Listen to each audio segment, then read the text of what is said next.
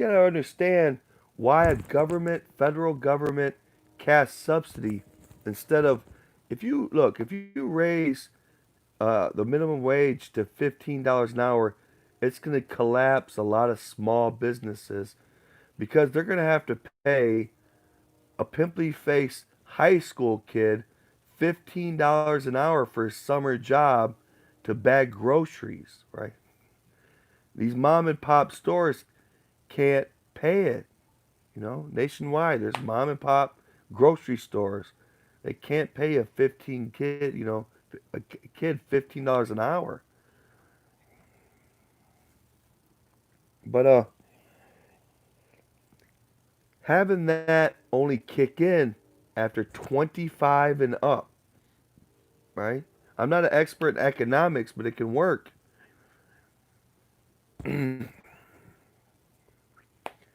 um, we want to reward marriage.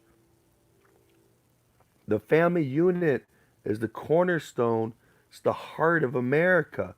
We keep the family unit strong, together, caring about one another, sacrificing for one another, just being there for one another. Let's go back to our roots instead of our own little worlds on our smartphones, right? Let's find out what's going on in each other's lives.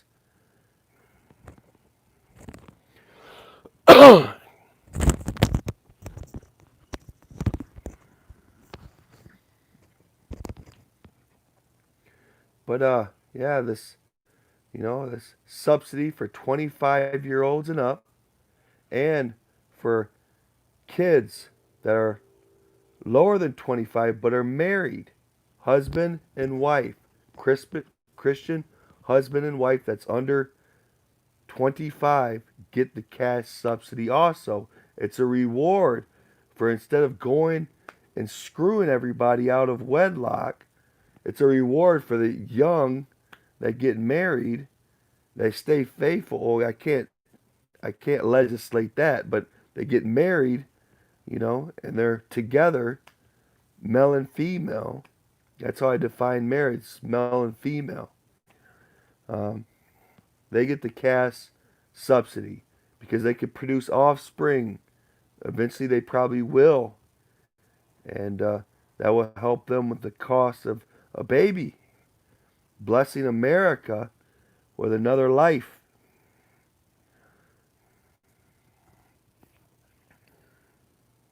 Is there anything else on that? Well,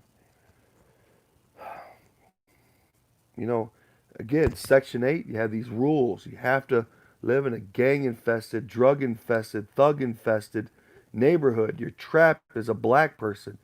You have to live there to get Section 8. Or you have these pre approved houses. Where's the freedom in that? Home of the brave, land of the free? Where's the freedom in the government telling you, yeah, yeah, we're going to give you, but you have to do it our way with all these strings attached, all these rules. You have to be our bitches, I guess. I don't know. I'd just rather go away with Section 8, get away with food stamps because you can't go get a coffee. Say you want to go get a coffee at a restaurant. You can't use food stamps for that. That's for the reason. Why not? It's a it would make that person's life happier. You know what I'm saying? If all you got, if you're that poor, and if you can't use your EBT to go to a restaurant once in a while, you know, maybe you got extra money for your bills and you can splurge a little bit with your EBT, right? You should be able to go to the local restaurant here and there and pay for it that way. I know it's more expensive, but it should be your freedom of choice. So get rid of those, liquidate them, the programs and all that. All that. But we'll leave WIC. We'll leave WIC because the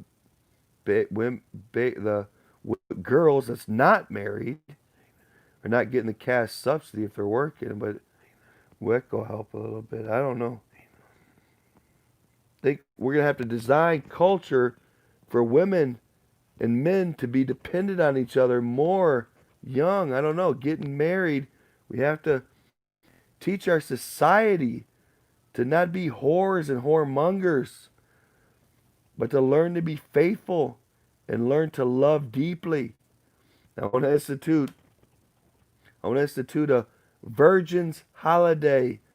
We we uh we pick one virgin, right? And we celebrate her as the Virgin of the Year. We give her a platform for 5 to 7 minutes to talk about whatever she wants. She's being honored.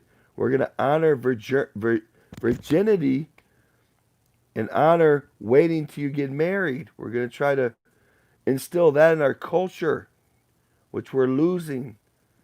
Instead of this progressivism slowly killing us and choking us, or choking us and then killing us, we need to push back on it and make it walk backwards. It's worth it when our little kids, have to do a book report or research on the internet and they're a couple keystrokes away from the worst porn ever known to man. And it's that accessible. You know that whoever's in charge fucked up.